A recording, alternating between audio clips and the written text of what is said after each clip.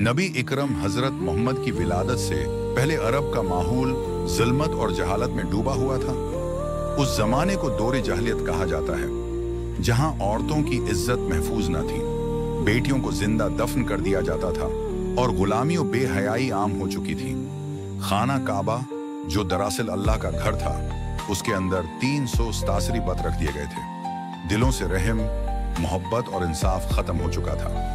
उन्हीं दिनों मक्का में मुख्तलिफ कबीलों के लोग, यहूदी और ईसाई भी रहते थे, लेकिन मुशरकीन की तादाद और असर व रसूख सब पर गालिब था। ऐसे हालात में कुरैश कबीले के सरदार हजरत अब्दुल मुत्तलब, जो कि नबी इकरम के दादा थे, मक्का के रहनुमा बने। वो अपनी बर्दबारी और दिलेरी की वजह से पूरे शहर में इज्जत की निगाह से देखे जाते थे।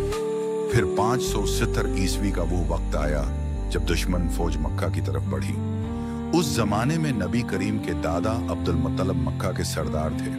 लोग खौफ के मारे अपने लोग अपने घर बार छोड़ने लगे, क्योंकि उनके पास इतनी ताकत न थी कि दुश्मन का मुकाबला कर सकें। दुश्मन फौज ने कई मक्का वालों को कैद कर लिया, इन पर जुल्म ढाए और हजरत अब्दुल मुत्तलब के 200 ऊंटों समेत मक्का के तमाम ऊंट छीन लिए, ताकि कोई भी उनकी राह में खड़ा ना हो सके।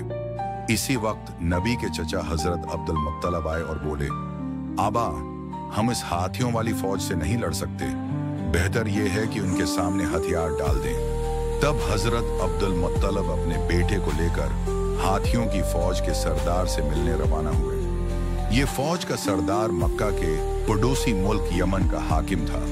वो बड़ा ताकतूर, बासर और घमंडी शख्स था।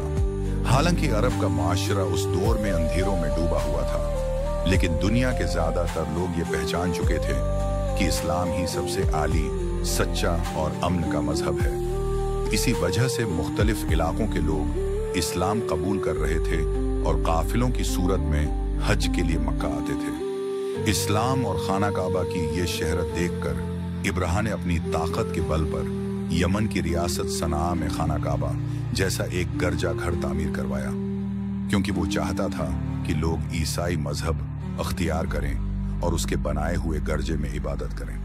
मगर जब अब्राहा ने देखा कि इसकी ये जब उसकी ख्वाहिश पूरी ना हुई, तो वो शदीद गुस्से में आ गया और उसने फैसला कर लिया कि वो खाना काबा को गिरा देगा।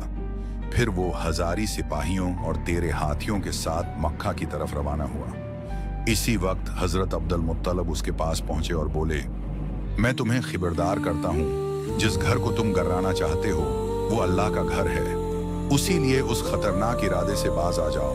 लेकिन अब्राहा ने उनकी बात सुनने से इनकार कर दिया। तब हजरत अब्दुल मुत्तलब ने कहा, मेरे ऊंट मुझे वापस कर दो। ये सुनकर अब्राहा हैरान हुआ और बोला, मैं तुम्हारी मुकद्दस इबादत गाह को गिराने आया हूँ, जहाँ तुम्हारे बुजुर्ग इबादत करते रहे हैं। उससे तुम्हारी इज्जत और पहचान मुट्ठी में मिल जाएगी, मगर तुम्हें उसकी कोई फिक्र नहीं।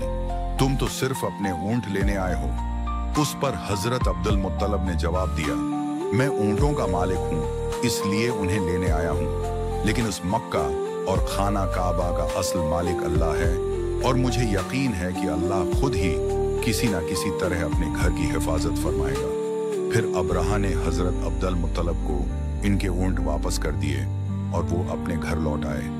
अगले दिन सुबह अब्राहा अपनी हाथियों वाली फौज के साथ मक्का में दाखिल होने के लिए बढ़ा, लेकिन जैसे ही हाथी खाना काबा की हद में पहुंचे, वो आगे बढ़ने को तैयार न हुए। ऐसा महसूस होता था जैसे उनके पैर पत्थर बन गए हों। अब्राहा और उसके सिपाही चालाकी से जबरदस्ती हाथियों का रख मोड़ने लगे। वो हाथियों को तरह तरह के लजीज खाने खुलाते और फिर वही खाने की चीजें खाना काबा के सामने फैला देते, ताकि हाथी लालच में आकर दोबारा उस तरफ बढ़े।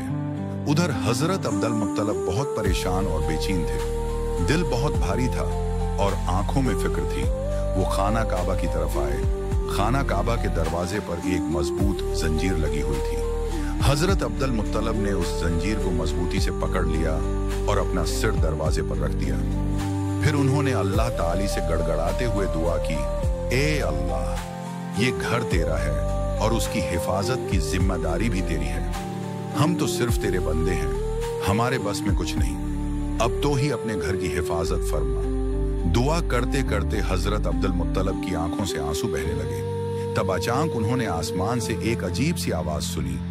वो आहिस्ता आहिस्ता आगे बढ़े और जैसे ही नजर उठाई तो देखा कि आसमान से सैकड़ों उबाबिल परिंदे मक्का की तरफ उड़ते हुए आ रहे हैं। हजरत अब्दुल मुत्तलब हैरत से उन परिंदों को देखते रहे और दिल में सोचने लगे कि शायद ये अल्लाह की तरफ से भेजी गई रहमत है जो आज खाना काबा को बचाने आई है, वरना इतने सारे उबाबिल यहाँ क्यों आते।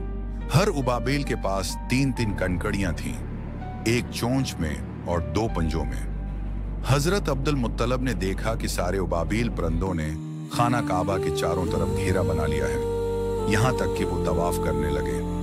उस वक्त हजरत अब्दुल मुत्तलब को पूरा यकीन हो गया कि आज दुनिया की कोई ताकत खाना काबा को नुकसान नहीं पहुंचा सकती।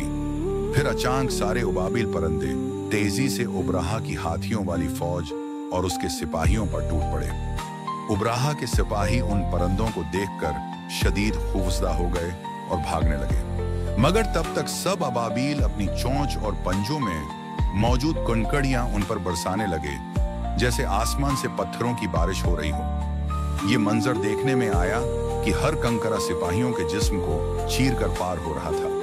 चंद लम्हों में पूरी फौज तबाह हो गई, यहां तक कि अबरहा भी वहीं हलाक हो गया। अल्लाह